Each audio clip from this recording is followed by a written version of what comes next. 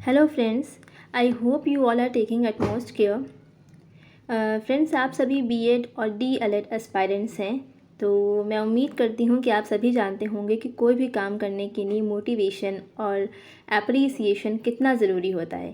तो आपको भी अगर मेरा वीडियो पसंद आए तो इसे लाइक करें और सब्सक्राइब करें। तो लेसन प्लान स्टार्ट करते हैं।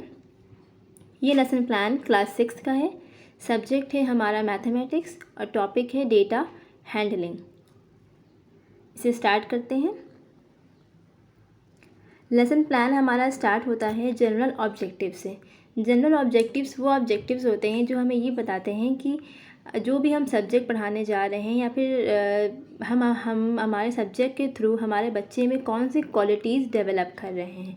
तो हमारा फर्स्ट ऑब्जेक्टिव है to cultivate interest in the study of maths, to acquire knowledge of facts, laws of mathematics, to generate the ability of thinking and reasoning logically, to cultivate the ability to identify problems and to solve them, to create in students positive attitude towards learning maths, to create in students the nature of patience, self-study and self-confidence। मैंने यहाँ पे सिर्फ 6 points लिखे हैं, अगर आप चाहें तो इसे 10 पॉइंट्स भी लिख सकते हैं। जनरल ऑब्जेक्टिव्स के बाद आते हैं इंस्ट्रक्शनल ऑब्जेक्टिव्स। ब्लूम्स डोमेन के according knowledge level, comprehension level और एप्लीकेशन लेवल, हम ये 3 लेवल को लेकर ही चलते हैं। तो नॉलेज लेवल, जिसमें हम रिकॉल, रिकॉग्नाइज जैसे एक्शन वर्ब्स यूज़ करते हैं। मैंने क्या लिया है? मेरा फर्स्ट है students will be able to state raw data, students will be able to recall state frequency, students will be able to recognize tally marks। comprehension level के objectives हैं students will be able to explain raw data, students will be able to tell about frequency। application level, students will be able to prepare frequency table for given observations। ठीक है, इसके बाद आता है हमारा teaching ads. आपको दिख रहा है टीचिंग एड्स। हम किसी भी प्लान में जब टीचिंग एड को इन्वॉल्व कर लेते हैं तो हमारा प्लान बहुत ज़्यादा इफ़ेक्टिव हो जाता है।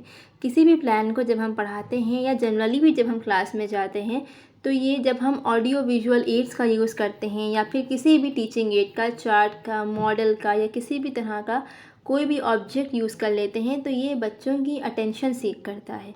और जब हम बच्चों की अटेंशन को सीख कर लेते हैं तो हमारी टीचिंग इफ़ेक्टिव हो जाती है।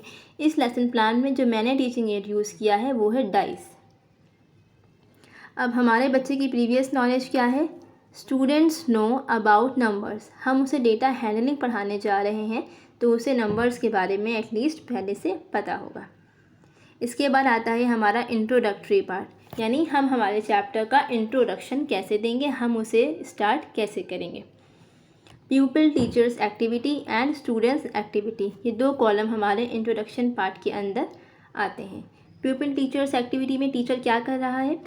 Pupil teacher will write some numbers on the black board. A dice, pupil teacher हमारा ब्लैक बोर्ड पे कुछ नंबर लिख रहा है और वो क्या कर रहा है? अ dice was throne 20 times and the following numbers were obtain. हमारे टीचर ने क्या किया? हमने एक डाइस लिया और बच्चों के सामने उसको हवा में उछाला और उसको हमने 20 बार उछाला। जब 20 बार उछाला तो हम बच्चों से पूछते गए बच्चों क्या नंबर आया, बच्चे हमें नंबर्स बताते चले गए। ठीक है, और वो सारे नंबर्स हमने जिस तरह से इस प्लान में लिखा हुआ है इसी तरह से हमने हमारे वाइट बोर्ड, ब्लैक बोर्ड, जो भी आपका क्लासरूम में बोर्ड है उस पर हमने लिख दिया। उसके बाद हम बच्चों से क्वेश्चन पुटअप करना स्टार्ट करते हैं। पहला क्वेश्चन जो हम उनसे पूछ रहे हैं वो क्या है? How many times 1 is obtain on throwing dice. Board पे हमारे सारे नंबर्स लिखे हुए हैं। अब हम हमारे बच्चों से क्वेश्चंस पुटअप कर रहे हैं कि 1 कितने टाइम डाइस पे आया था। तो हमें बहुत ही आसानी से आंसर मिल जाए क्योंकि आंसर तो हमारे बोर्ड पे ही लिखे हैं। 1 is obtain 5 times. How many times 6 is obtain? 6 is obtain 3 times. Pupil teacher will tabulate the number of dice and the frequency with the help of student. अब जो pupil टीचर है वो table पे एक table बना देगा जिसमें number होगा, फ्रीक्वेंसी होगा। डाइस के 6 नंबर्स 1 2 3 4 5 6 और उनकी फ्रीक्वेंसी कितनी थी, यानी वो बच्चों से पूछेगा कि बताओ 1 कितनी बार आया था, बच्चों ने बताया 5 टाइम्स आया था। बताओ 2 कितनी टाइम्स आया था, बच्चों ने बताया 4 टाइम्स आया था। और इस तरह हमारा pupil टीचर उस टेबल को फिल कर देगा। फिर हमारा जो प्रॉब्लमेटिक क्वेश्चन है यानी लास्ट क्वेश्चन है वो है what do you understand by data handling. यही हमारा प्रॉब्लमेटिक क्वेश्चन है जिसका आंसर हमारे स्टूडेंट्स नहीं कर पाएंगे। तब हम हमारा स्टेटमेंट ऑफ एम देंगे। Today we will discuss about data handling. हम आगे बढ़ते हैं। इसके बाद हमारा प्रेजेंटेशन पार्ट स्टार्ट होगा जिसमें हमारे टीचिंग पॉइंट होंगे, टीचिंग लर्निंग एक्सपीरियंसेस होंगे, हम क्या मेथड यूज़ कर रहे हैं, हमारा ब्लैक बोर्ड वर्क क्या है, टीचिंग एड क्या है। तो जो टीचिंग पॉइंट मेरा है, एक लेसन प्लान में 3 से 4 टीचिंग पॉइंट मिनिमम होने चाहिए। आप भी इस बात का ख्याल रखें। मेरा फर्स्ट टीचिंग पॉइंट है रॉ डेटा। हम यहाँ पे समझाने जा रहे हैं कि रॉ डेटा क्या होता है। The pupil teacher will write percentage of 20 students they obtain in the previous class. Pupil teacher ने क्या किया, कहा pupil teacher ने अपने ही क्लास के 20 बच्चों को एक एक करके खड़ा किया और उनसे कहा कि बताओ तुम्हारे पिछली क्लास में क्या मार्क्स आए थे। और हर बच्चा अपने अपने मार्क्स बताता चला गया और वो टीचर ने ब्लैक बोर्ड पे मेंशन कर दिया जो मैंने ब्लैक बोर्ड वर्क के कॉलम में लिखा हुआ है। इसके बाद टीचर ने उनसे क्वेश्चन पुट अप किए। पहला question, how many numbers are there on the black board. इसका आंसर बहुत ईजी है, बच्चों ने बता दिया ma'am there are 20 numbers. Next question, what are these numbers. ये नंबर्स क्या हैं, जिसका हमें आंसर बहुत ईजीली मिल जाएगा। These numbers are percentages of 20 students. यहाँ पे हम मेथड कौन सा यूज़ कर रहे हैं, we are using the lecture method. और ये जब 2 क्वेश्चन हमने पूछ लिए तब उसके बाद हमारा पीपल टीचर स्टेटमेंट आता है। स्टेटमेंट में हमारा टीचर क्या कह रहा है, these numbers are the percentages of 20 students. Each entry is a numerical fact which is called an observation. Such a collection of observations gathered initially is called raw data. इसमें हमारा student हमें attentively सुन रहा है और हमने raw data की जो भी डेफिनेशन थी that is a collection of observations उसको हमारे ब्लैक बोर्ड पे मेंशन कर दिया है। नेक्स्ट आता है हमारा second teaching point which is here frequency distribution. अब हम फिर से हमारे बच्चों से क्वेश्चन पूछ रहे हैं। हमने उनसे क्या पूछा, how many times does the number 56 अकर। हमने जो भी हमारे पिछले वाले टीचिंग पॉइंट में नंबर्स ब्लैक बोर्ड पे लिखे थे हमने देखा कि उसमें से एक नंबर है जो बार बार रिपीट हो रहा है। तो हमने बच्चों से वही नंबर पूछ लिया कि बताओ ये नंबर कितनी बार रिपीट हो रहा है। बच्चों ने हमें बता दिया मैम 3 टाइम्स। फिर जो नंबर दूसरा रिपीट हो रहा था हमने उनसे वही पूछ लिया, how many times does the number 64 occur. Ma'am 3 times. यहाँ पे हम सिर्फ सिंपली क्वेश्चन पूछ रहे हैं तो हमारा मेथड है क्वेश्चन आंसर। यहाँ पे क्वेश्चनिंग टेक्निक।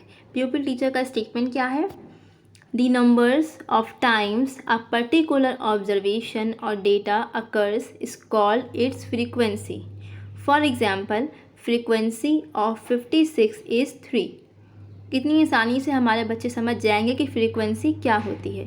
और हम हमारे ब्लैक बोर्ड पे सिर्फ फ्रीक्वेंसी की एक छोटी सी ब्रीफ में डेफिनेशन लिख देंगे, the number of times a particular observation occurs is called frequency.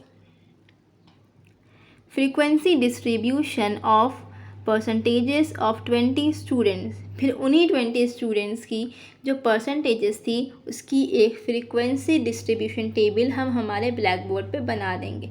जो बनाने के लिए हम बच्चों की हेल्प लेंगे, पूरी हेल्प लेंगे। 2 कॉलम बनाएंगे, एक तरफ लिखेंगे परसेंटेज, दूसरी तरफ फ्रीक्वेंसी। जो भी नंबर्स उसमें आ रहे थे उसको हम परसेंटेज में लिख देंगे। फिर हमारे बच्चों से पूछते जाएंगे कि कौन से नंबर की फ्रीक्वेंसी कितनी है। हमें सारे नंबर्स पता चल जाएंगे और हमारी टेबल पूरी हो जाएगी। फिर आता है हमारा third teaching point, tally marks.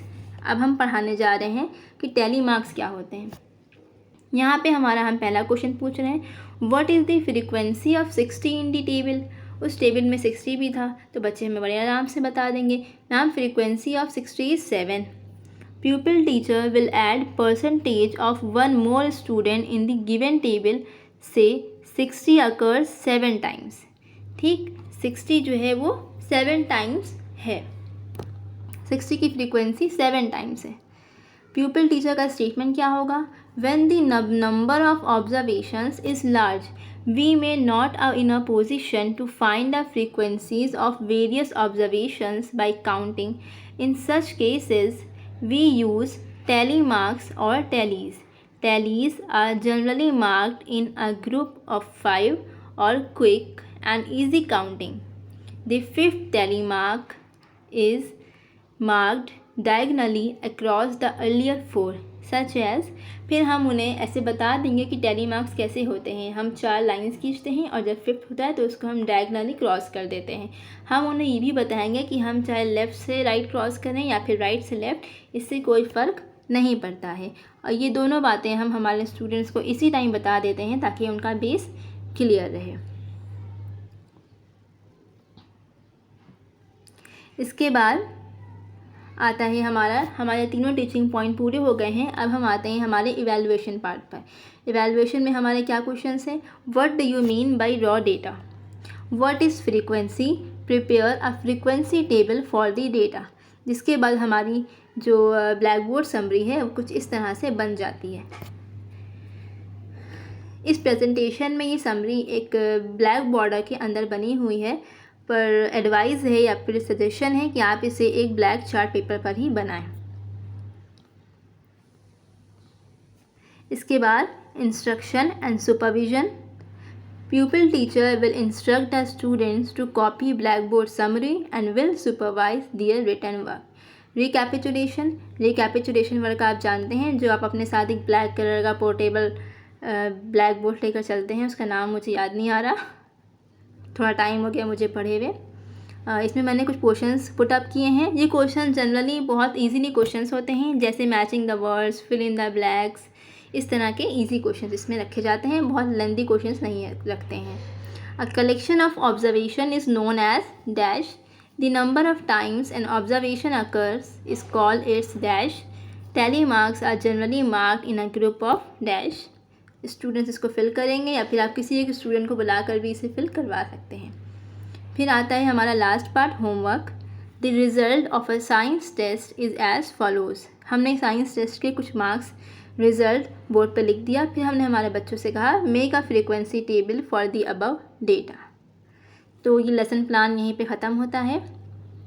I wish कि आप लोग को मेरा ये प्लान पसंद आया होगा, और अगर आया है तो प्लीज़ मेरे वीडियोज़ को लाइक करें, सब्सक्राइब करें और दूसरों के साथ शेयर करें ताकि दूसरों की भी कुछ हेल्प हो। Thank you.